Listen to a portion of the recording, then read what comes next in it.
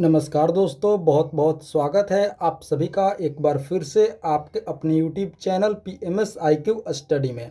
दोस्तों, आज की वीडियो में हम लोग देखेंगे सामान्य ज्ञान व सामान्य विज्ञान के कुछ अति महत्वपूर्ण प्रश्न जो एकदम बेसिक लेवल से होंगे। और जितने भी दोस्तों प्रतियोगी परीक्षाएं हैं, सभी प्रतियोगी परीक्षा के एग्जाम के पॉइंट ऑफ व्यू से सभी प्रश्न बहुत ही महत्वपूर्ण होंगे। तो आइए दोस्तों, आज की वीडियो हम लोग शुरू करते हैं सामान्य ज्ञान व सामान्य विज्ञान के एकदम बेसिक लेवल के प्रश्नों से। तो चलिए दोस्तों, आज की वीडियो शुरू करते हैं और प्रश्नों को देखते हैं। पहला प्रश्न है, वाल्मीकि द्वारा रामायण ग्रंथ की रचना किस भाषा में की गई है। दोस्तों, जैसा कि आप सभी जानते हैं कि रामायण ग्रंथ की रचना वाल्मीकि जी के द्वारा की गई है। तो बतानी है दोस्तों कि यह रचना किस भाषा में की गई है। तो इसका सही उत्तर आप लोग याद रखेंगे, ऑप्शन बी, संस्कृत में। जी हाँ दोस्तों, वाल्मीकि जी के द्वारा रामायण ग्रंथ की रचना किस भाषा में की गई है। तो ऑप्शन बी आप लोग याद रखेंगे, संस्कृत भाषा में। चलिए दोस्तों, अगले प्रश्न की ओर बढ़ते हैं। अगला प्रश्न है, दुनिया में सबसे ज़्यादा ज्वालामुखी किस देश में मौजूद है।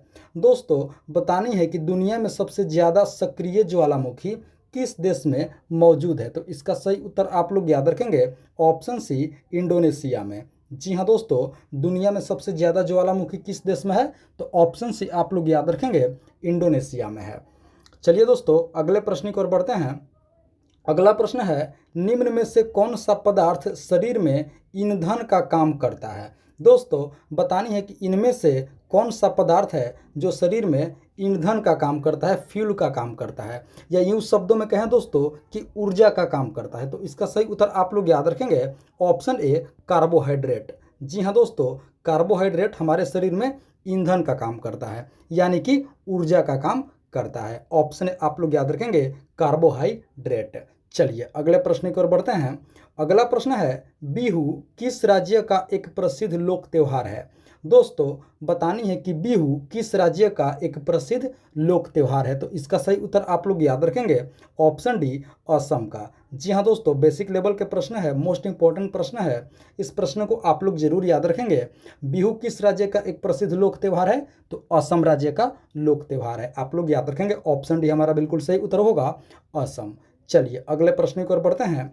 अगला प्रश्न है, टाइफाइड से शरीर का कौन सा अंग प्रभावित होता है। दोस्तों, बतानी है कि टाइफाइड बीमारी से हमारे शरीर का कौन सा अंग इफेक्टिव होता है, प्रभावित होता है। तो इसका सही उत्तर आप लोग याद रखेंगे दोस्तों, इसका सही उत्तर होगा ऑप्शन सी, आंत, यानी कि इंटेस्टाइन। जी हाँ दोस्तों, टाइफाइड बुखार से हमारे शरीर का आंत प्रभावित होता है। ऑप्शन सी आप लोग याद रखेंगे, आंत हमारा सही उत्तर होगा, इंटेस्टाइन।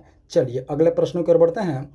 अगला प्रश्न है, रैलियों का नगर किसे कहा जाता है। दोस्तों, बतानी है कि रैलियों का नगर किस शहर को कहा जाता है। तो इसका सही उत्तर आप लोग याद रखेंगे, ऑप्शन ए, नई दिल्ली को। जी हाँ दोस्तों, रैलियों का नगर किसे कहा जाता है। तो ऑप्शन ए, नई दिल्ली को आप लोग याद रखेंगे दोस्तों।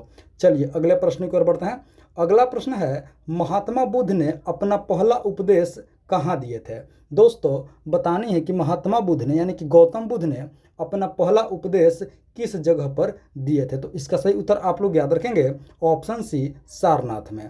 जी हाँ दोस्तों, महात्मा बुद्ध ने अपना पहला उपदेश कहाँ दिए थे। तो सारनाथ, ऑप्शन सी हमारा बिल्कुल सही उत्तर होगा। चलिए अगले प्रश्न की ओर बढ़ते हैं। अगला प्रश्न है, हीमोग्लोबिन क्या है। दोस्तों, जैसा कि आप सभी जानते हैं कि हीमोग्लोबिन हमारे रक्त में होता है, और दोस्तों इसी के कारण जो रक्त का रंग होता है वो लाल होता है। क्या होता है, रक्त का रंग लाल होता है हीमोग्लोबिन के कारण। तो दोस्तों, बतानी है कि हीमोग्लोबिन क्या है। तो इसका सही उत्तर आप लोग याद रखेंगे, ऑप्शन सी, प्रोटीन है। जी हाँ दोस्तों, हीमोग्लोबिन क्या है, एक प्रोटीन है जो दोस्तों हमारे शरीर के रक्त को लाल करता है। यानी कि अगर दोस्तों हमारे शरीर में हीमोग्लोबिन की कमी हो जाए तो जो हमारा रक्त का रंग है वो क्या हो जाएगा, फीका हो जाएगा, यानी कि लाल नहीं होगा। तो ऑप्शन सी आप लोग याद रखेंगे, हीमोग्लोबिन क्या है। तो एक प्रोटीन है, ऑप्शन सी हमारा बिल्कुल सही उत्तर होगा, प्रोटीन। चलिए अगले प्रश्न की ओर बढ़ते हैं। अगला प्रश्न है, सूर्य के चारों ओर घूमने वाले पिंड को क्या कहते हैं। दोस्तों, बतानी है कि जो सूर्य के चारों ओर घूमते हैं उस पिंड को क्या कहा जाता है। तो आप लोग इसका सही उत्तर याद रखेंगे, इसका सही उत्तर होगा ऑप्शन ए, ग्रह। जी हाँ दोस्तों, सूर्य के चारों ओर घूमने वाले पिंड को क्या कहते हैं? ग्रह कहते हैं दोस्तों। चलिए अगले प्रश्न की ओर बढ़ते हैं।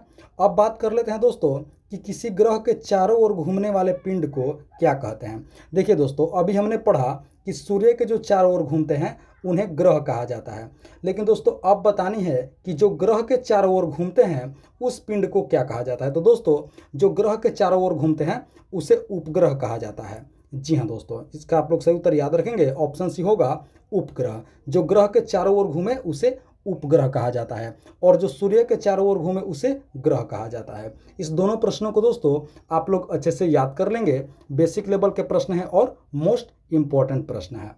चलिए दोस्तों अगले प्रश्न की ओर बढ़ते हैं। अगला प्रश्न है, डायनामाइट का आविष्कार किसने किया था। दोस्तों बतानी है कि डायनामाइट का आविष्कार किसने किया था। तो इसका सही उत्तर आप लोग याद रखेंगे, ऑप्शन बी अल्फ्रेड नोबेल। जी हाँ दोस्तों, डायनामाइट का आविष्कार किसने किया था? तो ऑप्शन बी आप लोग याद रखेंगे, अल्फ्रेड नोबेल ने डायनामाइट का आविष्कार किया था। दोस्तों नोबेल पुरस्कार इन्हीं के नाम पर दिया जाता है, यानी कि अल्फ्रेड नोबेल के नाम पर नोबेल पुरस्कार दिया जाता है, जो दोस्तों डायनामाइट के आविष्कार किए थे। तो ऑप्शन बी हमारा बिल्कुल सही उत्तर होगा, आप लोग याद रखेंगे अल्फ्रेड नोबेल। चलिए अगले प्रश्न की ओर बढ़ते हैं। अगला प्रश्न है, ज्योति तीव्रता का एसआई मात्रक क्या होता है। दोस्तों बतानी है कि ज्योति तीव्रता का एसआई इकाई क्या होता है या एसआई मात्रक क्या होता है। तो इसका सही उत्तर आप लोग याद रखेंगे, ऑप्शन सी कैंडेला। जी हाँ दोस्तों, ज्योति तीव्रता का एसआई मात्रक क्या होगा? तो ऑप्शन सी आप लोग याद रखेंगे, कैंडेला होता है दोस्तों। चलिए अगले प्रश्न की ओर बढ़ते हैं। अगला प्रश्न है, कार्डियोलॉजिस्ट का संबंध किससे है। दोस्तों बतानी है कि कार्डियोलॉजिस्ट किसे कहा जाता है, किससे संबंध है। तो इसका सही उत्तर आप लोग याद रखेंगे, ऑप्शन ए हृदय के डॉक्टर को। जी हाँ दोस्तों, हृदय के डॉक्टर को कार्डियोलॉजिस्ट कहा जाता है, यानी कि जो दोस्तों हृदय संबंधित रोगों का उपचार करते हैं उन्हें क्या कहा जाता है? कार्डियोलॉजिस्ट। आप लोग याद रखेंगे, ऑप्शन ए हमारा बिल्कुल सही उत्तर होगा। चलिए अगले प्रश्न की ओर बढ़ते हैं। दोस्तों अगले प्रश्न से पहले आप सभी से एक रिक्वेस्ट करूंगा कि अभी तक इस वीडियो को आप लोग लाइक नहीं किए हैं तो एक लाइक कर देंगे, और साथ ही साथ PMS IQ study YouTube channel पर पहली बार विजिट किए हैं तो दोस्तों चैनल को आप लोग जरूर सब्सक्राइब कर लेंगे, और इस वीडियो को आप लोग अपने दोस्तों में जरूर शेयर कर देंगे ताकि उन्हें भी काफ़ी मदद मिल सके दोस्तों। चलिए अगले प्रश्न की ओर बढ़ते हैं। अगला प्रश्न है, महात्मा गांधी को राष्ट्रपिता सबसे पहले किसने कहा था। देखिए दोस्तों, महात्मा गांधी को आप लोगों को पता है कि राष्ट्रपिता कहा जाता है, यानी कि फादर ऑफ नेशन कहा जाता है। तो बतानी है कि उन्हें सबसे पहले फादर ऑफ नेशन यानी कि राष्ट्रपिता किसने कहा था। तो इसका सही उत्तर आप लोग याद रखेंगे, ऑप्शन बी सुभाष चंद्र बोस। जी हाँ दोस्तों, महात्मा गांधी को सबसे पहले राष्ट्रपिता किसने कहा था? तो ऑप्शन बी सुभाष चंद्र बोस ने कहा था, आप लोग याद रखेंगे। चलिए अगले प्रश्न की ओर बढ़ते हैं। किस नदी को वृहद गंगा के नाम से भी जाना जाता है। दोस्तों बतानी है कि किस नदी को वृहद गंगा के नाम से भी जाना जाता है। तो इसका सही उत्तर आप लोग याद रखेंगे, ऑप्शन डी गोदावरी नदी को। जी हाँ दोस्तों, गोदावरी नदी को वृहद गंगा के नाम से भी जाना जाता है। चलिए अगले प्रश्न की ओर बढ़ते हैं। अगला प्रश्न है, दुनिया की सबसे बड़ी झील कौन सी है। दोस्तों बतानी है कि दुनिया की सबसे बड़ी झील कौन सी है। तो इसका सही उत्तर आप लोग याद रखेंगे, ऑप्शन बी कैस्पियन सागर झील। जी हाँ दोस्तों, दुनिया की सबसे बड़ी झील कौन सी है? तो ऑप्शन बी आप लोग याद रखेंगे, उसका नाम है कैस्पियन सागर। चलिए दोस्तों अब बात कर लेते हैं कि विश्व की सबसे गहरी झील कौन सी है। तो देखिए दोस्तों, दुनिया की सबसे बड़ी झील है कैस्पियन सागर। अब बात करते हैं कि विश्व की सबसे गहरी झील कौन सी है। तो इसका सही उत्तर आप लोग याद रखेंगे, ऑप्शन सी बैकाल झील। जी हाँ दोस्तों, विश्व की सबसे गहरी झील कौन सी है? तो बैकाल झील, ऑप्शन सी हमारा बिल्कुल सही उत्तर होगा। चलिए अगले प्रश्न की ओर बढ़ते हैं। अगला प्रश्न है, भारत के किस राज्य की राज्य भाषा अंग्रेजी है। दोस्तों बतानी है कि भारत के किस राज्य की जो ऑफिशियल लैंग्वेज है वो अंग्रेजी है। तो इसका सही उत्तर आप लोग याद रखेंगे, ऑप्शन डी नागालैंड की। जी हाँ दोस्तों, नागालैंड की राजकीय भाषा क्या है? तो इंग्लिश है, यानी कि अंग्रेजी है। ऑप्शन डी आप लोग याद रखेंगे, नागालैंड। चलिए अगले प्रश्न की ओर बढ़ते हैं। अगला प्रश्न है, अंतर्राष्ट्रीय वृद्ध दिवस किस दिन मनाया जाता है। दोस्तों बतानी है कि अंतर्राष्ट्रीय वृद्ध दिवस किस दिन मनाया जाता है। तो इसका सही उत्तर आप लोग याद रखेंगे, ऑप्शन ऑप्शन ए दोस्तों इसका सही उत्तर हो जाएगा ऑप्शन सी 1 अक्टूबर। जी हाँ दोस्तों, अंतर्राष्ट्रीय वृद्ध दिवस किस दिन मनाया जाता है? तो आप लोग याद रखेंगे ऑप्शन सी 1 अक्टूबर को। जी हाँ दोस्तों, 1 अक्टूबर को प्रतिवर्ष अंतर्राष्ट्रीय वृद्ध दिवस मनाया जाता है। ऑप्शन सी आप लोग याद रखेंगे। चलिए अगले प्रश्न की ओर बढ़ते हैं। अगला प्रश्न है, भारत की पहली महिला राज्यपाल कौन थी? दोस्तों बतानी है कि भारत की किसी राज्य की पहली महिला राज्यपाल कौन थी? तो इसका सही उत्तर आप लोग याद रखेंगे ऑप्शन ए सरोजिनी नायडू। जी हाँ दोस्तों, सरोजिनी नायडू पहली महिला राज्यपाल थी। किस राज्य के? तो उस राज्य का नाम भी आप लोग याद रखेंगे उत्तर प्रदेश की। जी हाँ दोस्तों, भारत की पहली महिला राज्यपाल कौन थी? तो उत्तर प्रदेश राज्य की सरोजिनी नायडू थी। आप लोग याद रखेंगे ऑप्शन ए सरोजिनी नायडू, और राज्य का नाम आप लोग याद रखेंगे उत्तर प्रदेश। चलिए अगले प्रश्न की ओर बढ़ते हैं। अगला प्रश्न है, गोल्डन फाइबर के रूप में किसे जाना जाता है? दोस्तों बतानी है कि गोल्डन फाइबर के रूप में किसे जाना जाता है? तो ऑप्शन भी आप लोग याद रखेंगे जूट। जी हाँ दोस्तों, गोल्डन फाइबर के रूप में किसे जाना जाता है? जूट को गोल्डन फाइबर कहा जाता है, गोल्डन फाइबर के नाम से जाना जाता है। ऑप्शन भी आप लोग याद रखेंगे जूट। चलिए अगले प्रश्न की ओर बढ़ते हैं। अगला प्रश्न है, स्वामी दयानंद सरस्वती का मूल नाम क्या था? यानी कि दोस्तों स्वामी दयानंद सरस्वती का वास्तविक नाम क्या था? तो इसका सही उत्तर आप लोग याद रखेंगे ऑप्शन बी मूल शंकर। जी हाँ दोस्तों, स्वामी दयानंद सरस्वती का मूल नाम यानी कि वास्तविक नाम क्या था? तो मूल शंकर। ऑप्शन भी आप लोग याद रखेंगे दोस्तों। चलिए अगले प्रश्न की ओर बढ़ते हैं। अगला प्रश्न है, विश्व का सबसे बड़ा द्वीप कौन सा है? दोस्तों बतानी है कि विश्व का सबसे बड़ा द्वीप कौन सा है? तो इसका सही उत्तर आप लोग याद रखेंगे ऑप्शन डी ग्रीनलैंड। जी हाँ दोस्तों, विश्व का सबसे बड़ा द्वीप कौन सा होगा? तो आप लोग याद रखेंगे ग्रीनलैंड। चलिए अगले प्रश्न की ओर बढ़ते हैं। अगला प्रश्न है दोस्तों, किस विटामिन में कोबाल्ट पाया जाता है? दोस्तों बतानी है कि किस विटामिन में कोबाल्ट पाया जाता है? तो इसका सही उत्तर आप लोग याद रखेंगे ऑप्शन सी विटामिन B12। जी हाँ दोस्तों, विटामिन B12 में कोबाल्ट पाया जाता है। आप लोग याद रखेंगे विटामिन B12। ऑप्शन सी हमारा बिल्कुल सही उत्तर होगा। चलिए अगले प्रश्न की ओर बढ़ते हैं। अगला प्रश्न है, तुलसीदास द्वारा रचित रामचरितमानस किस भाषा में लिखा गया है? दोस्तों बतानी है कि जो रामचरितमानस है ये तुलसीदास जी के द्वारा रचित है, यानी कि इसकी रचना तुलसीदास जी ने की थी। तो बतानी है दोस्तों कि किस भाषा में तुलसीदास ने रामचरितमानस की रचना की थी? तो आप लोग याद रखेंगे ऑप्शन बी अवधी भाषा में। जी हाँ दोस्तों, ऑप्शन बी हमारा बिल्कुल सही उत्तर होगा। रामचरितमानस की रचना किस भाषा में किया गया है?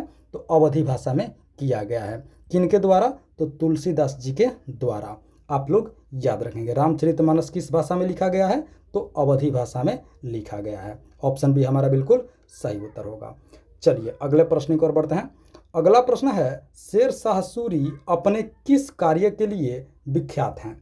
दोस्तों बतानी है कि शेर शाह सूरी को किस कार्य के लिए जाना जाता है, वो अपने किस कार्य के लिए विख्यात थे? तो आप लोग याद रखेंगे दोस्तों, इसका सही उत्तर होगा ऑप्शन बी प्रशासनिक सुधार के लिए। जी हाँ दोस्तों, शेर शाह सूरी को उनके प्रशासनिक सुधार के लिए जाना जाता है, वो अपने प्रशासनिक सुधार के लिए विख्यात थे। आप लोग याद रखेंगे ऑप्शन बी प्रशासनिक सुधार। तो दोस्तों ये थी हमारी आज की बेसिक लेवल के सामान्य ज्ञान व सामान्य विज्ञान के कुछ अति महत्वपूर्ण प्रश्नावली वीडियो। आशा करते हैं इस वीडियो को आप लोग अंत तक जरूर देखे होंगे, सभी प्रश्नों को अच्छे से समझे होंगे और याद भी कर लिए होंगे दोस्तों। तो आप सभी से एक बार फिर से रिक्वेस्ट करूंगा कि वीडियो को अभी तक एक लाइक नहीं किए हैं तो वीडियो को एक लाइक कर दीजिए। साथ ही साथ PMS IQ study YouTube channel पर पहली बार विजिट किए हैं तो दोस्तों चैनल को भी जरूर सब्सक्राइब कर लेंगे इसी तरह का अति महत्वपूर्ण प्रश्नावली वीडियो प्रतिदिन देखने के लिए। तो दोस्तों मिलते हैं एक और वीडियो लेकर के, तब तक के लिए आप सभी का बहुत बहुत धन्यवाद। जय हिंद दोस्तों।